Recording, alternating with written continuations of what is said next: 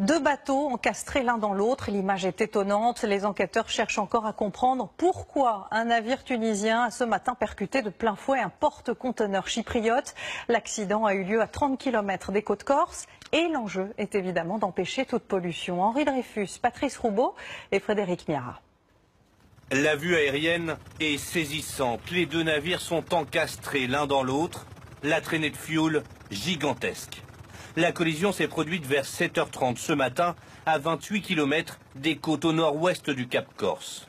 Ulysse, un navire roulier tunisien ralliant Gênes à Tunis, percute violemment le CSL Virginia, un porte-conteneur chypriote au mouillage. Aucun blessé n'est à déplorer à bord, mais le choc provoque une brèche de plusieurs mètres dans la coque du porte-conteneur. Une nappe de carburant s'en échappe, elle s'étend sur près de 4 km de long et 100 mètres de large. Le courant l'éloigne actuellement des côtes. La baie Flandre, un remorqueur d'intervention a immédiatement été déclenché. Il est arrivé sur zone en début d'après-midi. L'Italie a également proposé son aide et envoyé des navires. Objectif limiter l'extension de la traînée, car les opérations de dépollution ne débuteront que demain matin.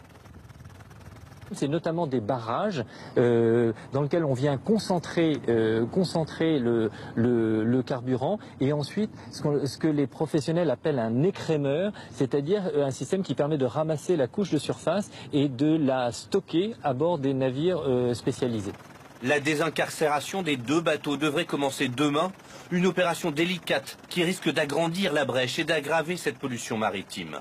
Une enquête judiciaire tentera de déterminer l'origine de cette collision, pour l'instant inconnue, mais la météo était clémente ce matin.